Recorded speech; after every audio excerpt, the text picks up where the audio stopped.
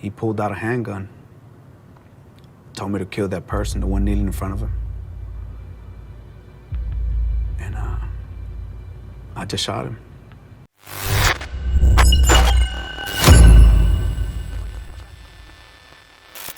In the dark history of the international drug trade, a ring of organizations has reigned since the 80s. These are the cartels, independent entities using violence and corruption to control the flow of illegal drugs.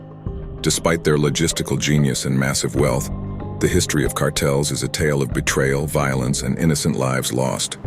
Among the most dangerous cartels to ever exist was the Los Zetas, born in 1997 as enforcers for the Gulf Cartel. But the Gulf Cartel is really an exception to that.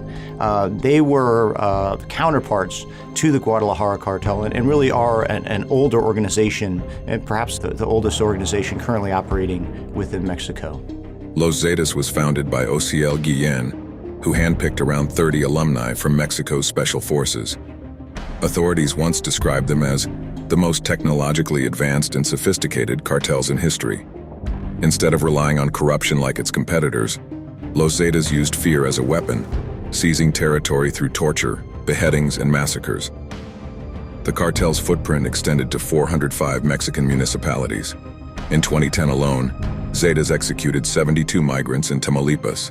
If you are an elected official in Mexico, a public official, a cop, a federal agent, a prosecutor, you either get on board with the cartels or you die. Next on our list is the infamous Medellín Cartel from Colombia. Led by Pablo Escobar, it was once responsible for 80% of the cocaine smuggled into the US in the 70s and 80s. This cartel was not just a drug trafficking organization, but a multinational empire building its kingdom on murder and political corruption. Escobar had one cold philosophy: plata o plomo, silver or lead.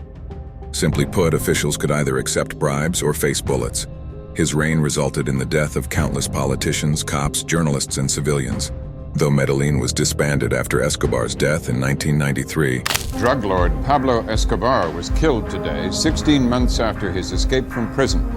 Its legacy continues to echo today. As the Medellín Cartel fell, the Sinaloa Cartel rose to power. This group is synonymous with one figure, Joaquin Loera, known to the world as El Chapo. This man steered Sinaloa to dominance, using tunnel smuggling and widespread bribes to seize control of the drug trade. Probably 60 to 80% of the drugs that were coming into the United States from Mexico originated from Chapo Guzman. During the late 70s and 80s, the Sinaloa Cartel worked with the Medellín Cartel, establishing huge cocaine routes to the U.S. through land, sea, and air. El Chapo's reign caused the U.S. and Mexico to tighten their nets, leading to his eventual capture. But despite his arrest, the Sinaloa Cartel remained formidable. Experts described it as Mexico's top crime group. Emerging from this chaos in 2010 was the Jalisco New Generation Cartel. Helping in the fight against the drug cartels in Mexico, the latest cartel target, Mexico's military.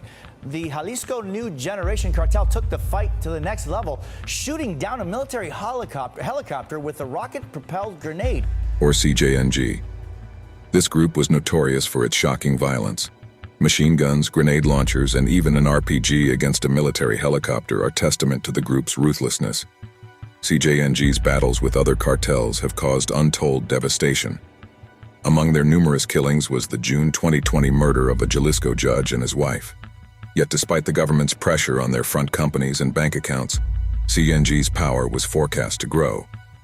In the regions they control, CJNG implemented a pseudo-state model. Finally, let's journey to the Far East, where the Golden Triangle presents another threat. Comprising parts of Myanmar, Laos, and Thailand, at the helm of this was a warlord of the Shan United Army, Kun Sa, the Opium King. Through the 70s and 80s, this man controlled a vast opium empire.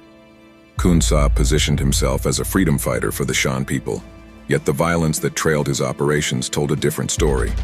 He commanded a private army of thousands, enforced his rule with force, and used the impoverished Shan state as a cover for his narcotics empire. There were times when he forcibly recruited locals, including children, into his ranks. The individual primarily responsible for this worldwide devastation of drug addiction is Kung Sa and his United Shan Army. While opium brought immense wealth, it was at the expense of the local population. This pursuit of power led to widespread poppy cultivation, which caused deforestation and the death of farmlands. Even after his surrender in 1996, the Golden Triangle continued to be a major player in the drug trade, with meth now as its main product. By recounting these stories, we aim not to glorify their actions, but to shine a light on the darkest corners of society, in hopes that awareness might spur action. Join us next time as we continue to peel back the dark veil on humanity's most terrifying tales.